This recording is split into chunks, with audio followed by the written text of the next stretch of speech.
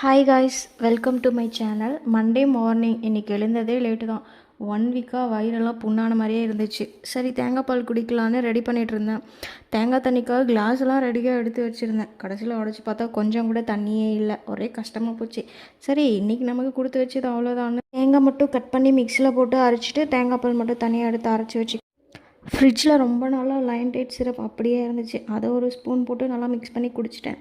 நான் ஏதாச்சும் வாங்கி கொடுன்னு கேட்டாவே விக்கி வாங்கி தரமாட்டான். ஏன்னா ஃபஸ்ட்டு 2 நாள் மட்டும்தான் நான் அதை யூஸ் பண்ணுவேன். அதுக்கப்புறம் அதை கண்டுக்கவே மாட்டேன். அதனாலேயே நான் என்ன கேட்டாலும் வாங்கி தரவே மாட்டான். நான் காலேஜ் படிக்கும்போது என்னோடய ஃப்ரெண்ட் ஒரு பொண்ணு வெஜிடபிள் ரைஸ் எடுத்துகிட்டு வருவாள். அவ்வளோ டேஸ்ட்டாக இருக்கும். வீக்லி ஒன்ஸ் ஆச்சு எடுத்துகிட்டு வந்துடுவாள். நானும் ரெசிபி கேட்டு போய் வீட்டில் ட்ரை பண்ணி பார்ப்பேன். பட் அந்த டேஸ்ட் சுத்தமாக வரவே வராது. அதே மாதிரி உங்களுக்கு என்ன டிஷ் ரொம்ப பிடிக்கும்னு சொல்லிட்டு மறக்காமல் கமெண்ட்ஸில் சொல்லுங்கள்.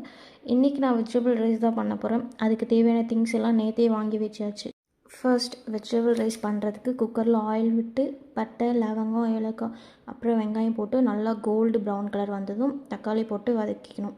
அப்புறமா கட் பண்ணி வச்ச காயெல்லாம் உள்ளே போட்டுக்கலாம். நான் இன்றைக்கி பீன்ஸு, கேரட்டு, பச்சை பட்டாணி, சோயா பீன்ஸ், உருளைக்கிழங்கு எல்லாமே போட்டிருக்கேன்.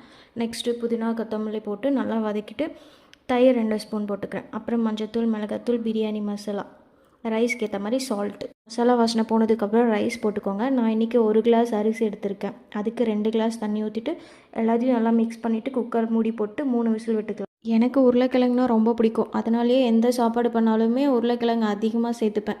நெக்ஸ்ட்டு ஊறுகாய். எந்தளவுக்கு ஊறுகாய் பைத்தியம்னா பிரியாணிக்கு கூட ஊறுகாய் வச்சு சாப்பிட்ற ஆள் தான் நான். ஊறுகாய்னா அவ்வளோ பைத்தியம்.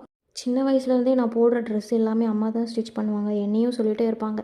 பட் எனக்கு அந்த இன்ட்ரெஸ்ட் சுத்தமாகவே இல்லை. பட் இப்போது வெளியே போய் ஒரு ப்ளவுஸ் எவ்வளோன்னு கேட்கும்போது தான் தெரியுது அம்மா ஏன் அவ்வளோ டைம் சொன்னாங்கன்னு. பெங்களூரில் இருக்கும்போது ஒரு ப்ளவுஸ் ஸ்டிச் பண்ணலான்னு கடையில் எடுத்துகிட்டு போய் கொடுத்தேன். சீரியஸ்லி எந்த டிசைனுமே இல்லை, சிம்பிள் ப்ளவுஸ் தான். அதுக்கே 700 சொன்னாங்க. அப்போ தான் புரிஞ்சிச்சு அம்மா ஏன் அவ்வளோ டைம் சொன்னாங்கன்னு சொல்லிட்டு.